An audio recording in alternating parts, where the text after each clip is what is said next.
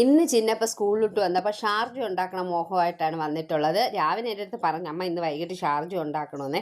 അപ്പോൾ വന്നുണ്ടെങ്കിൽ കുറച്ച് കപ്പലണ്ടി എടുത്ത് അതിൻ്റെ തോട് കളയുന്നത് നന്നായിട്ട് ഞെരട്ടി ഇതുപോലെ ഊതിയപ്പോൾ മുഖത്ത് ഫുള്ള് തെറിച്ച്. അപ്പോൾ അതൊക്കെ തോടൊക്കെ കളഞ്ഞിട്ട് പിന്നെ എന്നിട്ട് മിക്സിയുടെ ജാറിലോട്ട് ഇതിട്ട് കൊടുത്തേ. അത് കഴിഞ്ഞിട്ട് അതിലോട്ട് 2 എവർ ബൂസ്റ്റും കൂടെ പൊട്ടിച്ചിട്ട് കൊടുത്തു. പിന്നെ പഴം, നല്ല രസകളി പഴം ഉണ്ടായിരുന്നു, നമ്മുടെ വീട്ടിൽ തന്നെ വിളഞ്ഞ പഴമായിരുന്നേ. അപ്പോൾ അത് നല്ല മധുരം ഉണ്ടായിരുന്നു കേട്ടോ. അപ്പോൾ അതും ഇട്ട് കൊടുത്തു. 4 പേർക്ക് ഉള്ള ഷാർജയാണ് ശ്രീതു അടിക്കുന്നത്, അതുകൊണ്ടാണ് 2 എവർ ബൂസ്റ്റ് ഇട്ടത്. അപ്പോൾ എന്നിട്ട് പാല് ഞാൻ കട്ടിയാക്കി വെച്ചിട്ടുണ്ടായിരുന്നു ഫ്രിഡ്ജിൽ. എന്നിട്ട് പാലും കൂടി അതിൽ ഒഴിച്ചു കൊടുത്ത് എന്നിട്ട് നന്നായിട്ട് ബ്ലെൻഡ് ചെയ്ത് എടുത്തിട്ടുണ്ട്. അപ്പോൾ ശ്രീധുവിൻ്റെ ഷാർജ എങ്ങനെയുണ്ടെന്ന് കുടിച്ച് നോക്കിയിട്ട് പറയാവേ.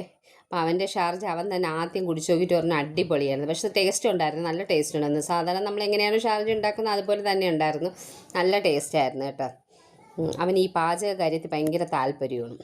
അപ്പോൾ താങ്ക് യു.